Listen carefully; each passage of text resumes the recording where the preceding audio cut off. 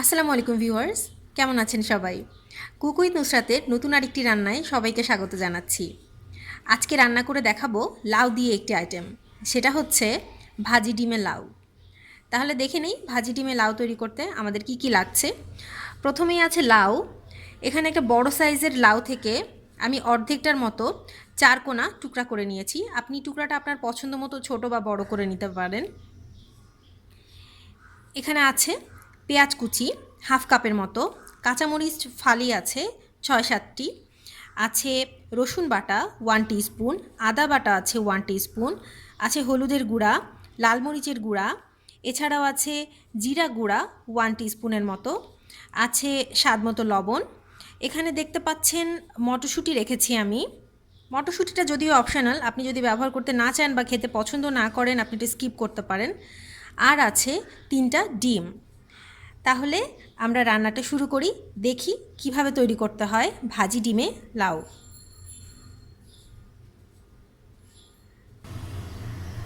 তেল নিয়ে নিয়েছি কড়াইতে। তেলটা গরম হয়ে গেলে আমি দিয়ে দিচ্ছি পেঁয়াজ কুচিটা।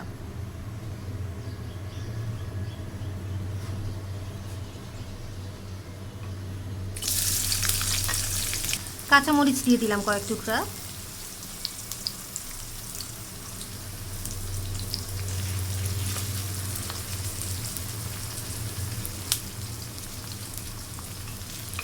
হালকা করে একটু ভেজে নিব।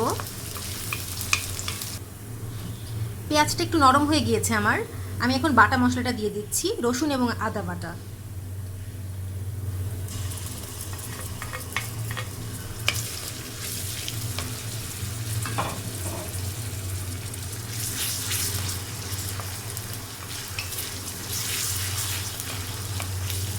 হালকা করে একটু কষিয়ে নেব।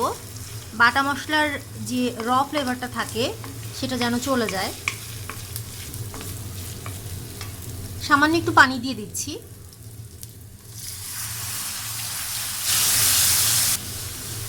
পানি দিয়ে একটু নাড়াচাড়া করে এখন যে গুঁড়া মশলাগুলো ছিল আমার সেগুলো দিয়ে দিচ্ছি।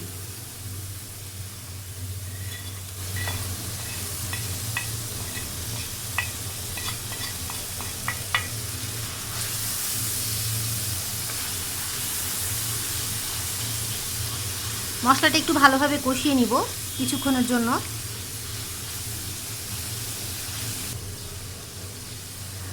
মশলাটা যখন এরকম উপরে একটু তেল ভেসে উঠবে তখন আমি দিয়ে দিব আমার লাউটা।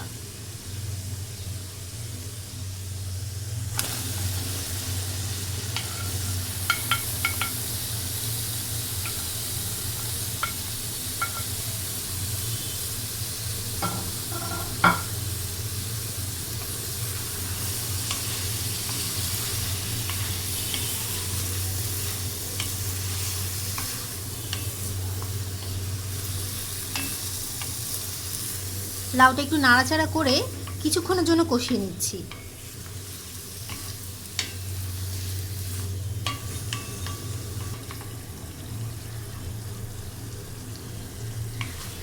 আমার লাউটা একটু কষিয়ে নিয়েছি। এখন এটার ভেতর প্রয়োজন মতো পানি দিয়ে দিব লাউটা সেদ্ধ হওয়ার জন্য।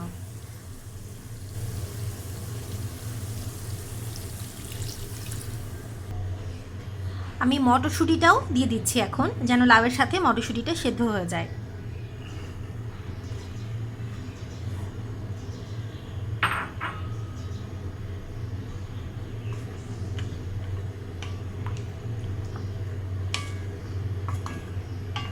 লাউটাকে এখন ঢেকে দিব অন্তত মিনিট 15-র জন্য, যেন লাউটা সিদ্ধ হয়।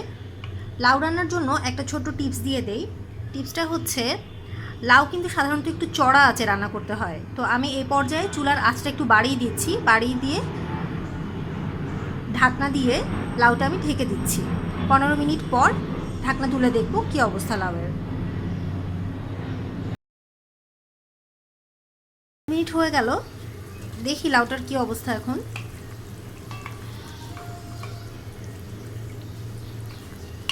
লাউটার পানিটা কমে এসেছে অনেক এবং লাউটা প্রায় সিদ্ধ হয়ে গেছে। প্রায় 70%-এর মতো আমার এই লাউটা কমপ্লিট হয়ে গেছে।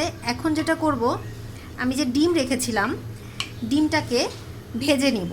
ভেজে টুকরা করে লাউয়ের তরকারির ভেতর দিয়ে দিব। তো বাকি যতটুকু একটুখানি শক্ত আছে লাউটা, সেটা ওই ডিমের সাথেই রান্না হয়ে যাবে। তো জাস্ট এই পর্যায়ে আমি লাউটা কিছুক্ষণের জন্য একটু সরিয়ে রেখেছিলাম এবং ডিম 3টা ভেঙে নিয়েছি একটা বাটিতে। এর সাথে দিয়েছি কিছু পেঁয়াজ কুচি এবং একটু কাঁচামরিচ কুচি আর সামান্য পরিমাণে লবণ। এটা এখন ভালো করে ফেটিয়ে আমরা রেগুলার যেভাবে বাসায় ডিম ভাজি ঠিক সেভাবেই ভেজে নিব। ভেজে ডিমটাকে আমরা টুকরা করে নিব।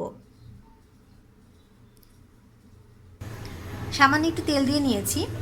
তেলটা গরম হয়ে গেলে আমি যে ফ্যাটানো ডিমটা ছিল দিয়ে দিব।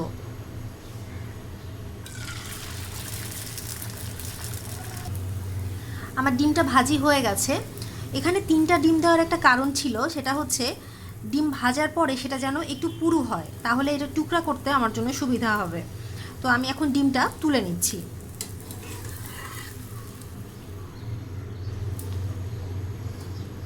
ডিমটাকে এখন পছন্দ মতো টুকরা করে নিব। আমার আগে তৈরি করে রাখা লাউয়ের তরকারির ভেতর এখন আমি যে ডিমটা টুকরা করে রেখেছি সেটা দিয়ে দিচ্ছি।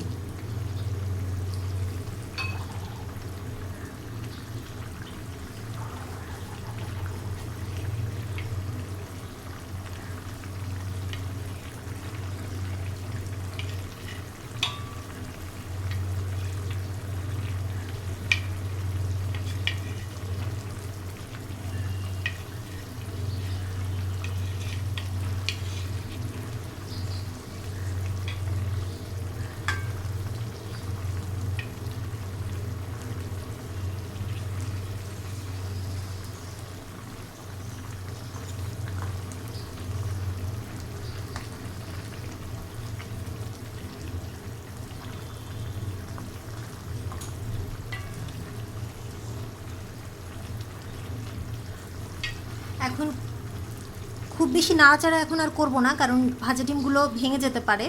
তো ঠিক 5 মিনিট পর আমি খুব আলতো করে ডিমগুলোকে উল্টে দেব। 5 মিনিট হয়ে গেল। ডিমগুলো খুব আলতো করে আমি একবার উল্টে দেব।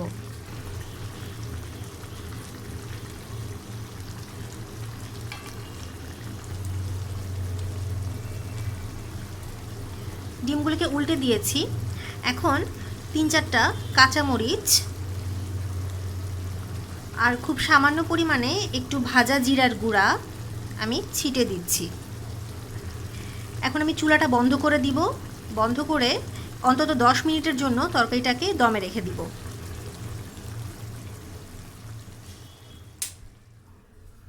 তো তৈরি হয়ে গেল আমার গরমের সময়ের উপযোগী খুবই মজাদার একটি আইটেম, ভাজি ডিমে লাউ। আমার ভিডিওটা যদি ভালো লেগে থাকে আপনাদের, তাহলে প্লিজ লাইক করবেন এবং অবশ্যই আমার চ্যানেলে সাবস্ক্রাইব করবেন আরও নতুন নতুন ঘরোয়া আইটেমের রেসিপি পেতে। সবাই ভালো থাকবেন, সুস্থ থাকবেন। অনেক ধন্যবাদ সবাইকে।